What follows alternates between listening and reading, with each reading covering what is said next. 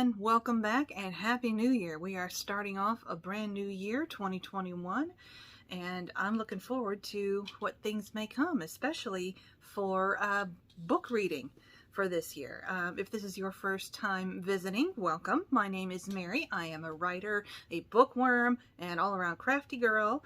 But today's video is going to be more about BookTube, and specifically a book challenge that I discovered last year, at the end of last year, so I didn't get the chance to participate in it, called the 52 Book Club Challenge, where the goal is to try to read 52 books in 52 weeks.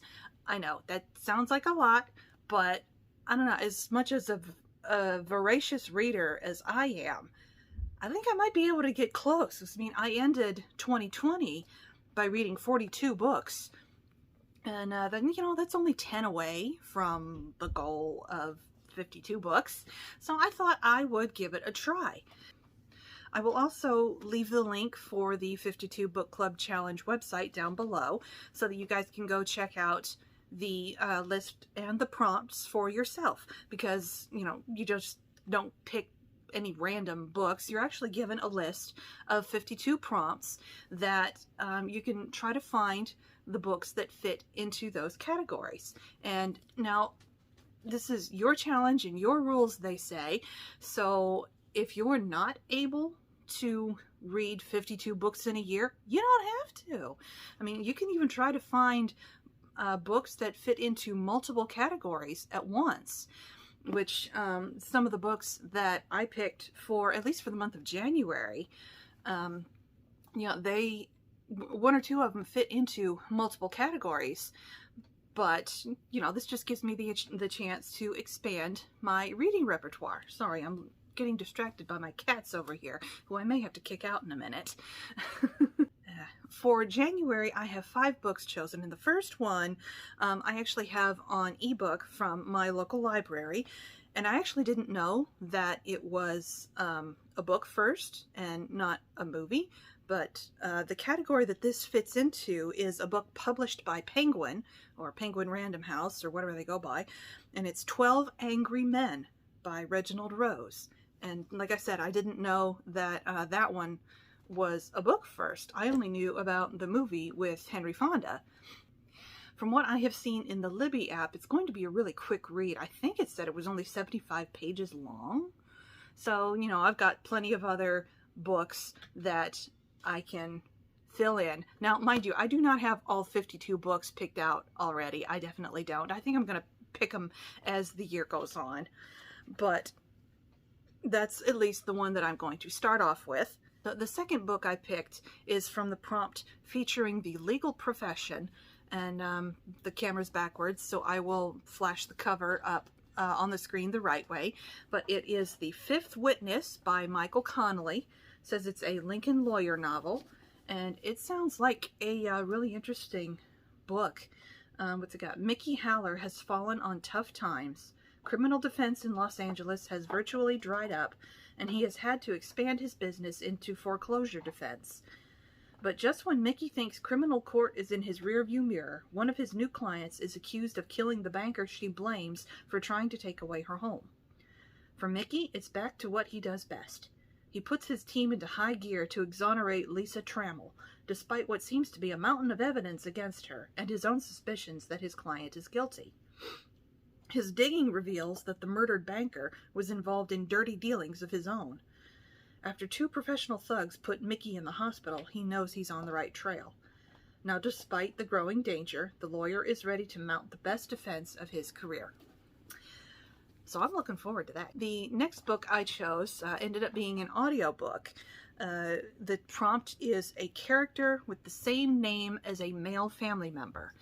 And I had started off, you know, making a list of, you know, what are some of the male family names and nicknames and whatnot. I remembered my 3rd great grandfather, Barzilla Jewett, who went by Buzz. You know where this is going. So Buzz Aldrin was the name that came to mind next. So I had to look for something that he wrote or any books about him. So I found a book that he wrote in audiobook format.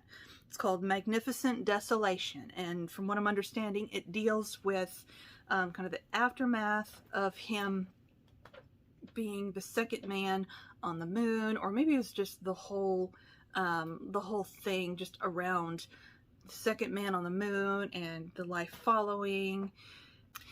So we will see how this book turns out. I'd like to, read more audiobooks or listen to more audiobooks as I go on. And I'm looking forward to it because, I actually used to really enjoy, things about space and the space program, especially when I was younger, when I was in high school and the like. So I'm looking forward to it. The next book I chose for January features the prompt, an author of color, and I chose How to Be an Anti-Racist by, forgive me if I butcher this, someone please correct my pronunciation below, Ibram X. Kendi. So I had started to read this last year, but I don't know, I just got distracted by plenty of other books that I wanted to read, but I am determined I will finish this book this month. So, because, the title really says it all. I want to be able to understand about racism and how to, defend against it and to, just be more understanding. I want my mind open to all these different subjects. So that's what I'm hoping.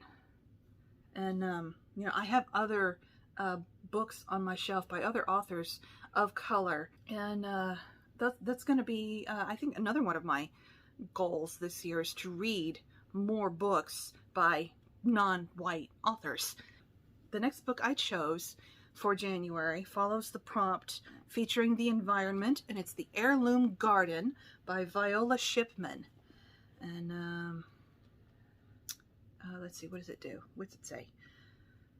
It says, Iris Maynard lost her husband in World War II, her daughter to illness, and finally her reason to live. Walled off from the world for decades behind the towering fence surrounding her home, Iris has built a new family of flowers. Iris propagates her own daylilies and roses while tending to a garden filled with the heirloom starts that keep the memories of her loved ones alive. When Abby Peterson moves next door with her family, a husband traumatized by his service in the Iraq War and a young daughter searching for stability, Iris is reluctantly yet inevitably drawn into her boisterous neighbor's life, where, united by loss and a love of flowers, she and Abby tentatively unearth their secrets and help each other discover how much life they have yet to live. I can't wait for that. I think actually I found this book, I think it was last summer, but it's been sitting on my shelf ever since. And what a better way to, work through your TBR list than to try to find books that go through and follow so many of these prompts. Okay, so those are my picks for the January portion of the 52 Books Challenge. I will be back at the end of the month with a wrap-up of all these reads, and if I happen to have any other books that I might be reading this month, because, voracious reader here. Who says I'm going to stop at 5 books a month? So thanks for watching, everybody. If you enjoyed this video, please hit that like button down below. And also, if you want to keep up with my reading journey and also my writing journey as I work toward publishing a novel, then please hit that subscribe button. Also hit that notification bell so that you can be notified when I next upload a video. And I will see you soon with another video. Happy reading!